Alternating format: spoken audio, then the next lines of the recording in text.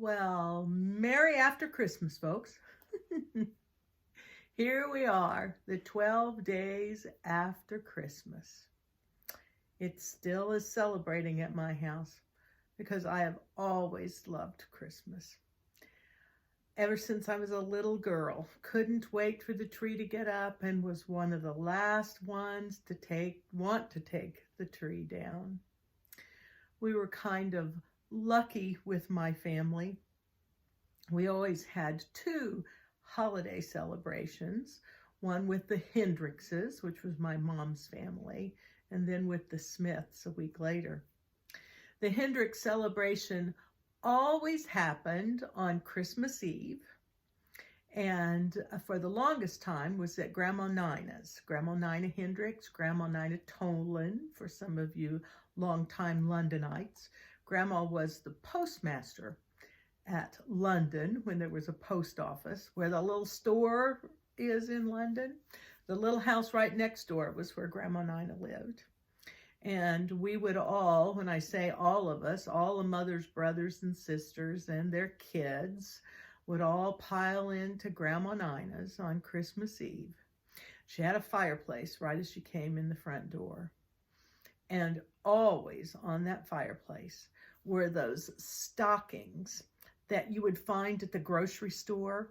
The ones that were made out of red netting, kind of like they put bags of oranges together with now, but in the shape of a Christmas stocking, and was filled with all kinds of little trinkets, little toys, little dum-dum suckers, malted balls, you know what I'm talking about. And all of us kids just loved to get those stockings. I can remember going to the standard grocery store with Mom and always saying, "Oh, Mom, get us one of those stockings like Grandma Nina always has." And she'd say, "No, you have to wait." So Christmas Eve has memories of those stockings and getting together with all the kids. There were lots of us that were all around the same age, and we bumped into one another and always had to stay away from Grandma Nina's Christmas tree. She was the only person that I have ever known that had one of those aluminum trees, silver, and it sat on a base that rotated, and on the ground there was that multicolored light show thing, so it turned. And oh, Grandma Nina loved her Christmas tree. Me, I'm a little old-fashioned. I like the green ones. And if I could keep a live one up healthy for 2 months, not that long, 6 weeks, then that's probably what I would still have. But Grandma loved her tree. After she married Jim Tolan, we'd go down to the big house and we had a little more room to celebrate. And we kids grew older, and the older kids would go upstairs and play cards or just talk about stuff that older kids do, and the grown-ups would stay downstairs. But it was always Christmas Eve with the Hendrickses. Once Grandma Nina got too old to have it herself, Aunt Betty always had Christmas, and we loved it. We absolutely loved it. Then the next tradition was the Sunday after Christmas was the Smith get-together, my dad's family. And again, when we were little kids, we'd go to Grandma Smith's, and she'd fix beef and noodles and homemade bread, and the house would just smell wonderful, and there'd always be presents under the tree. I always remember Grandma Smith as an old lady. She always had white hair, and she always looked like the old grandma, and I know she didn't do any shopping. But Aunt Martha still lived at home. And Aunt Martha never, ever had any children, but she shopped for all of her nieces and nephews like they were her own kids. So we were really blessed to have two close families that worshiped on Christmas and fellowship together in a wonderful way during the Christmas time, the Christmastide, if you will. Our traditions today are, or after that, after I grew up, we always went to my mom's on Christmas because my brother, Jonathan, that was born on Christmas Day, it was his birthday as well as Jesus's birthday. And Jonathan, who was special needs, he was Down syndrome, lived away from home in a special school for a long time. He was always home for Christmas, and by golly, we would all go for Christmas too. And probably one of the most special things about Jonathan was he never quit believing in Santa Claus. So as my kids were growing up, he would tell them all about Santa, and he would have mother leave out milk and cookies and fudge, because my mom was a great fudge maker, leave fudge out for Santa. And every year, Santa would write Jonathan a letter that we all had to listen to my mom read to all of us before we ever opened one present at Mom's house on Christmas Day. So that being like a child was a real gift. John's heart was always tender and always open to the wide-eyed wonder of this season. And he gave my sister and I many blessings with that, and also helped raise my kids up in a neat way too. So anyway, just super, super exciting. But Mom has been gone for a few years, and now Christmas takes on a new look. And Christmas is at my house on Christmas Day with our family in the evening after everybody has gotten everything together after Santa has visited their house on Christmas morning. And it's good. I love the tradition. I love the tradition of family. This tree reminds me of it. All the blessings, all kinds of ornaments. In fact, I got a new ornament for my tree this year. Gracie and Jackson gave me this little ornament, which is a replica of a Chutes and Ladders game. And they remember me playing Chutes and Ladders with them when they were little. And we still have that game board, and we play it with Lorelei and Stevie now. So the tradition goes on. I know I showed you several things from my tree last Kathy's Corner, but as I've sat here and looked at it now for a couple of weeks, there's some other things I want to tell you about. One thing that I made a habit of was anytime I was out singing, I would always try to get a Christmas ornament to be a memory of that time instead of bringing home a lot of other stuff to set around the house. It only came out once a year, and it was kind of like a travelogue every Christmas. This is one of my very, very favorite ones. I bought this on St. Armand's Circle off the coast of Florida, probably 25 years ago. I just thought it was the most beautiful thing. What a piece of art. The shell has been sliced and then laid in the form of this beautiful poinsettia. And I hang that deep in the tree so that it's right at eye level for me when I'm sitting over in my chair. I love to enjoy that one. This little whimsical creature is a mermaid that came from Clearwater Beach, Florida, when we were down doing a jazz festival there about 5 years ago.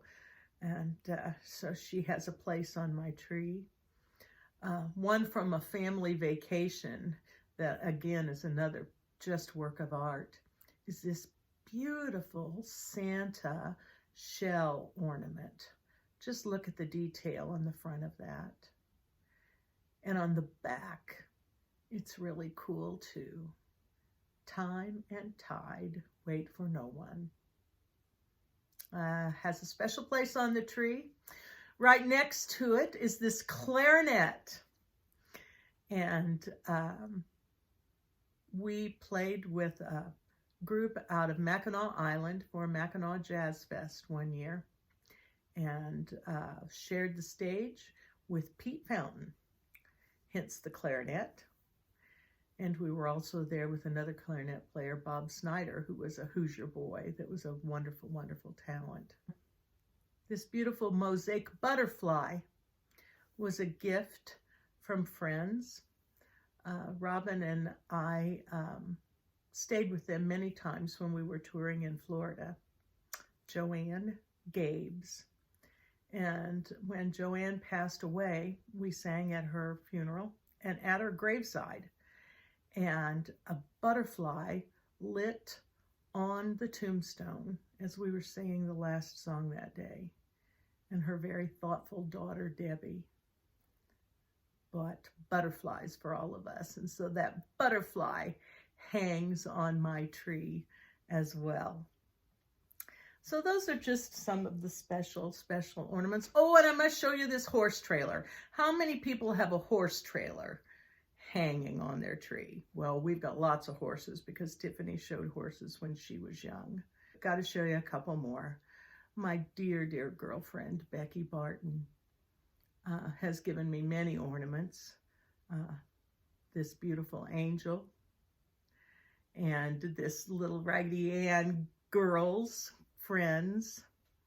And then way in the back, I have a musical one that is one that I got when we were on our trip to San Francisco.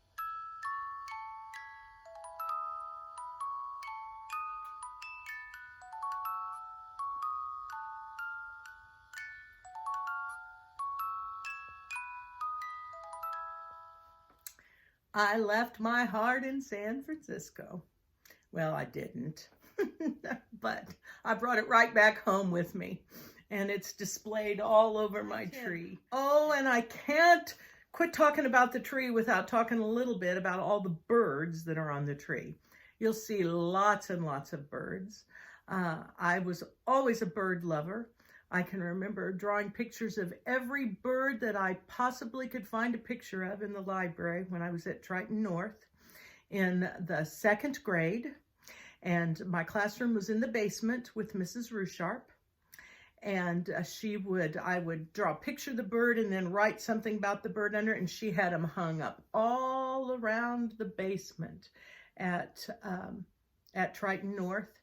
And if you remember, those of you that went to school there, sometimes those windows would leak. We came in one time after the weekend and it had leaked and it had ruined lots of my pictures.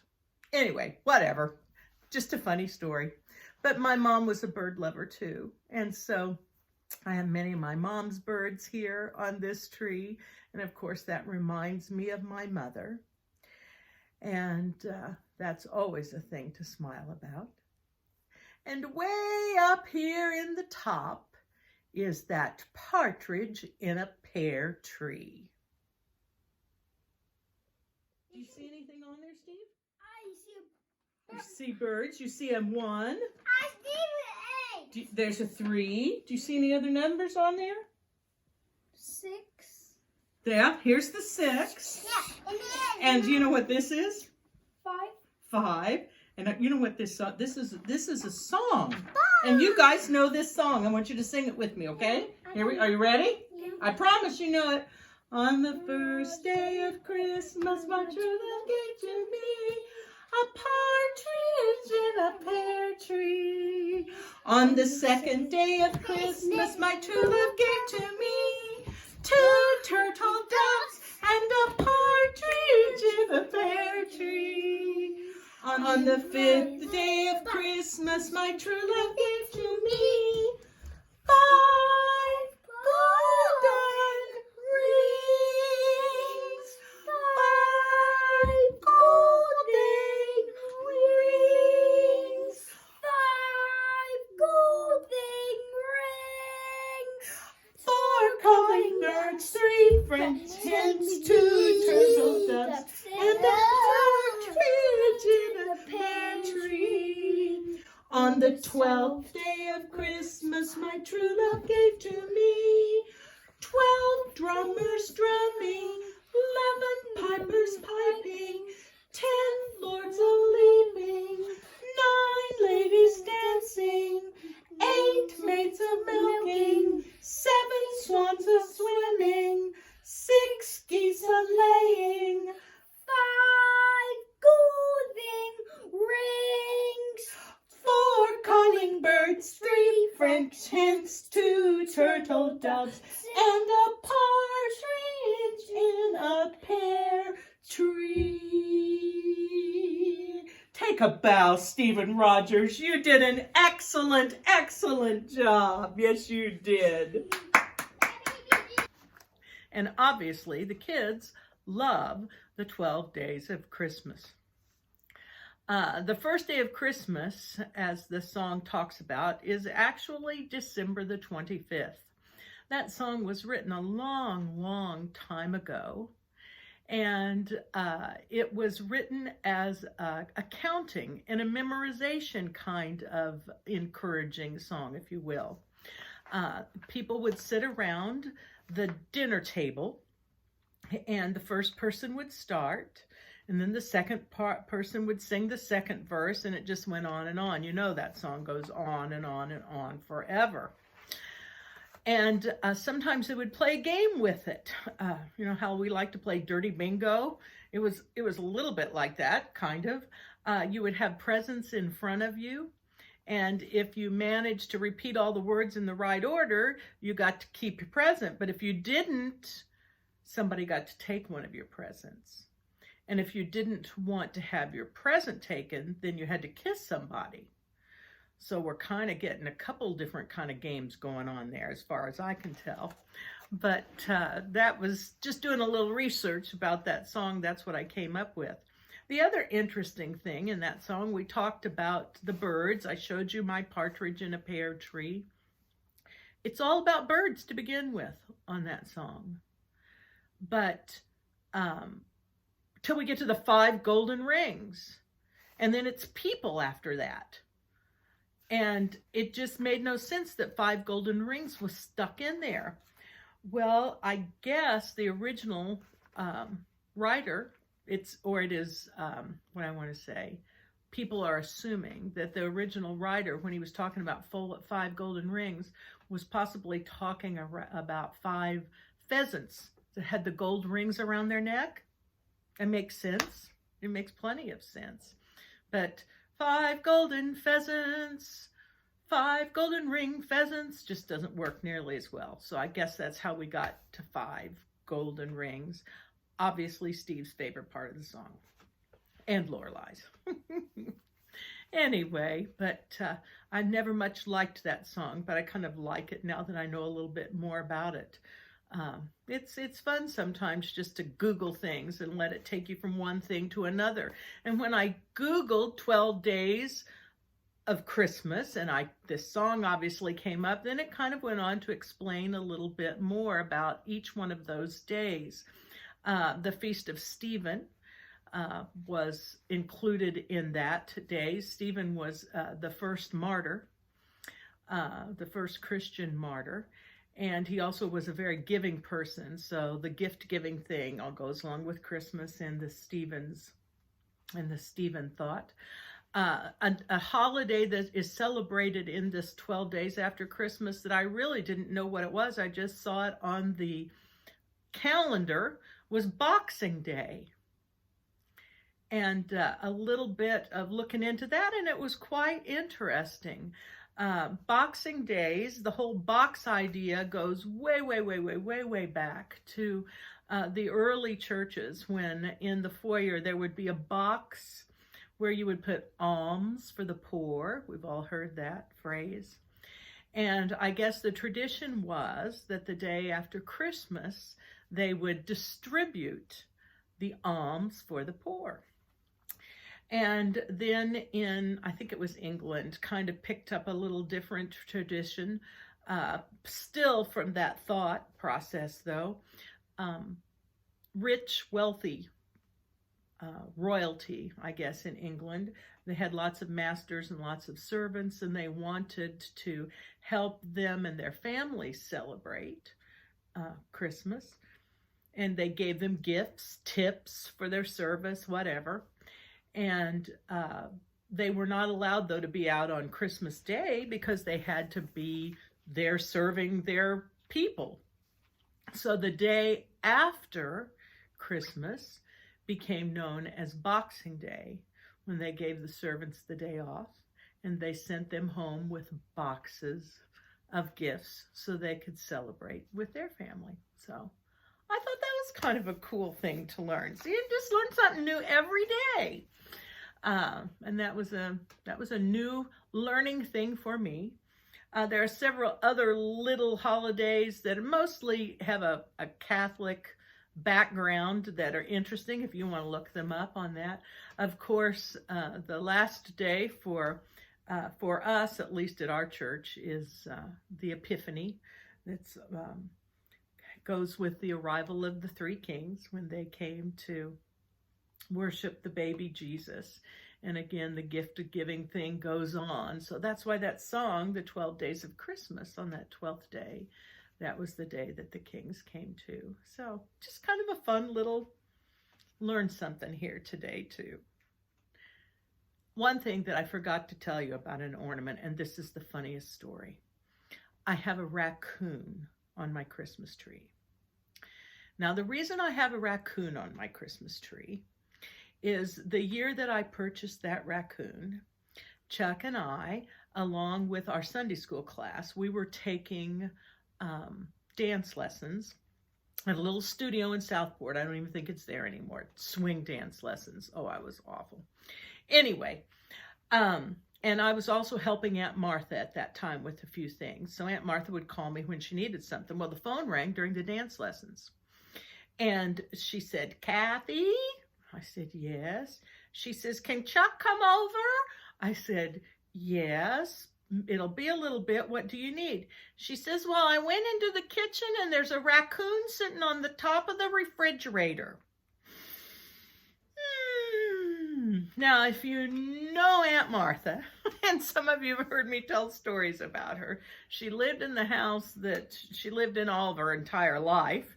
It had a few holes here and there, and we knew there were raccoons up in the attic, but didn't realize that there were some in the basement, and somehow they had figured out how to get in the kitchen too. So anyway, long story short, we went home, didn't get the raccoon that night, but with the help of a neighbor, set the raccoon a trap, and Aunt Martha slept. She wouldn't leave the house. She slept in a room that we knew the raccoon wasn't in, and we got him. So hence the raccoon on my Christmas tree. So someday, if I would really sit and tell you about each ornament, it'd probably take about at least 10 hours.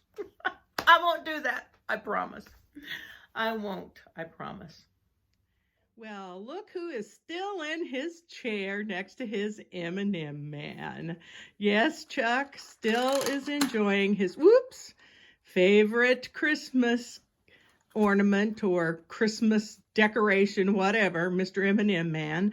Thank you for those of you that commented about that and told me that you enjoyed the M&M man. Chuck enjoyed sharing it with you. How are you doing, Chuck? Doing great. Good. And as you all can see, he is still sitting in his chair with his boots on. How's that boot thing going for you, Chuck? Oh, it's going all right, but I'll be glad when they're off. Okay, and we're having a little bit of conversation about when that might be, correct? Yes, they will be off Wednesday, January the 6th. Wednesday, January the 6th is the date that Chuck goes back to his orthopedic surgeon.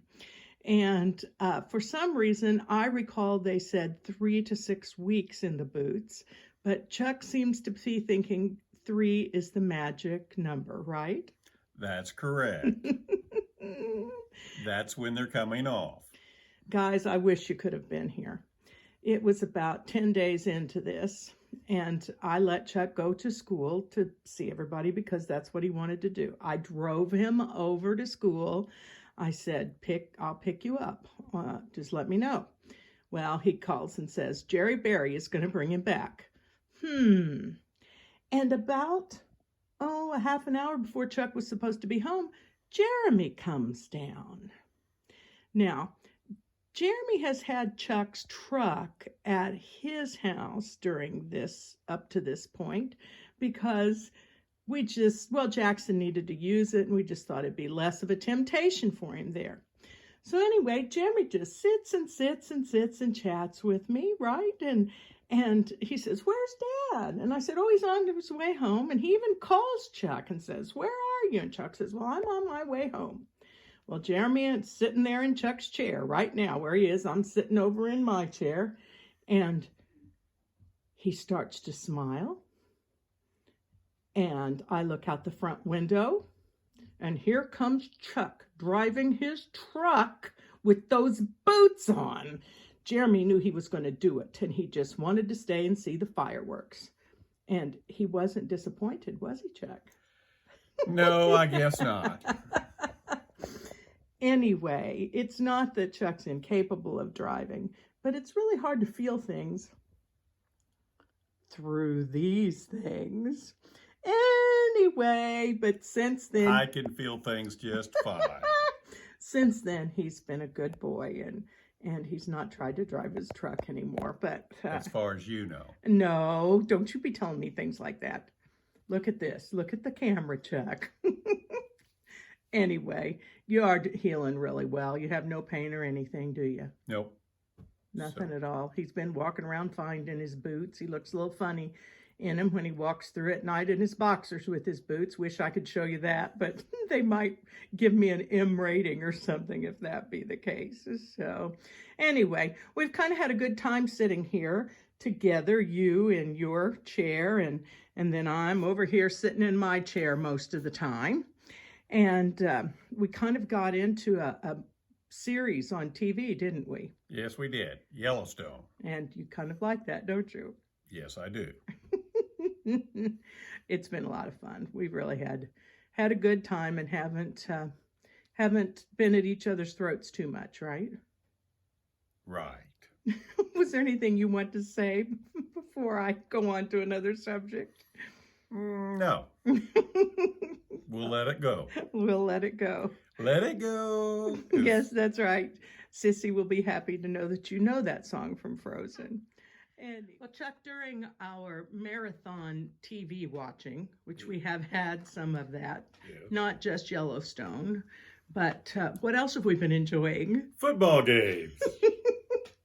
I didn't know there were so many football games on during Christmas time, but we managed to find one about any time you wanted to watch one, didn't we?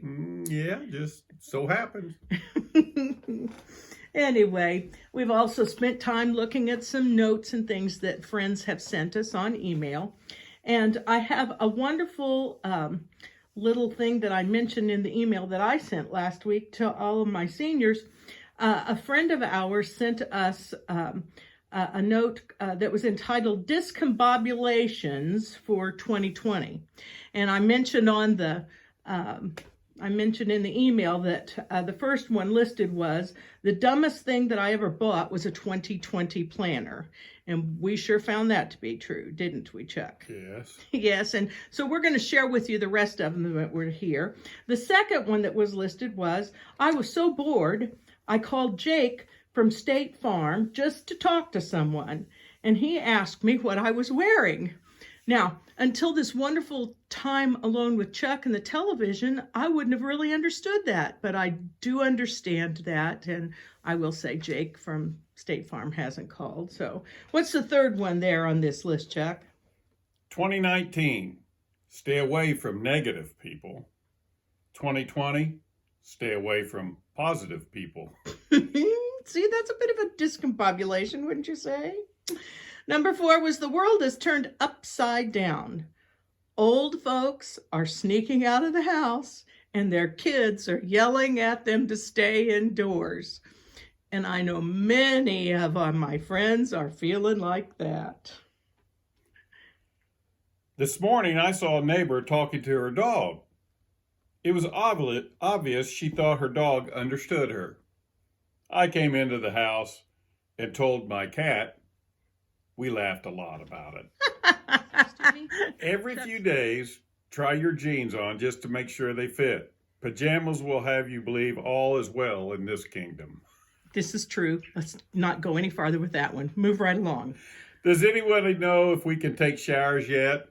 Or should we just keep washing our hands? I hope some of you are not falling for that one. This virus has done what no woman has been able to do.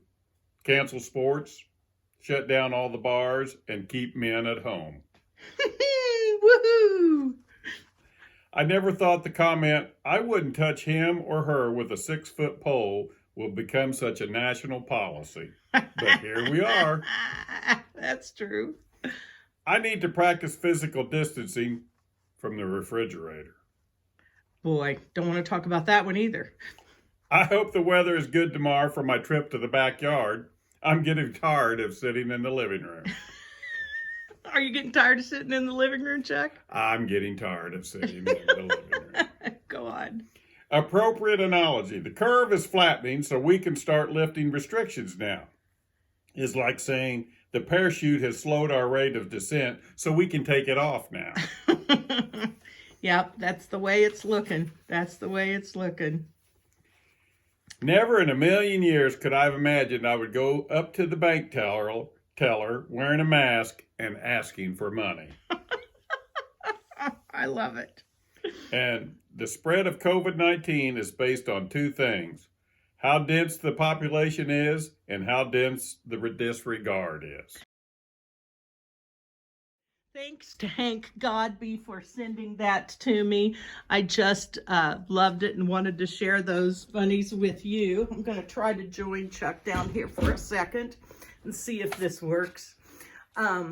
We joke a lot, but there have been good things with this quarantining in together in this downtime and challenging things. But we've learned from all of it, and we've enjoyed it, and we've laughed a lot, haven't we? Yes, we have. We've laughed a lot. Hank Godby's wife, Janet, and I have been friends forever, and we are guidepost buddies. We both read daily guideposts, and many times we'll chat about that. And throughout the year, we talked about how tough everything was throughout 2020. And honestly, I can say I really didn't realize how tough it was for some of you that have been inside all this time. And I could at least get in the car and go, and you could get in the car and go. If you drove me.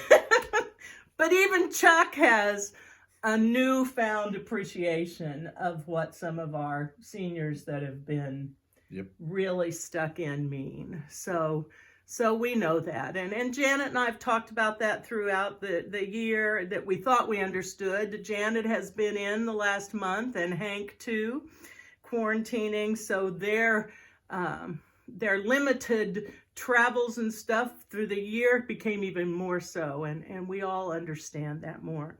But our daily guidepost for January 2021, the theme for the entire year for 2021 came in, and we just smiled because we loved it. It's from Romans 12:12. Be joyful in hope, patient in affliction, and faithful in prayer. So I think if that's what all of us do for 2021, we'll probably be in pretty darn good shape. Happy New Year, folks.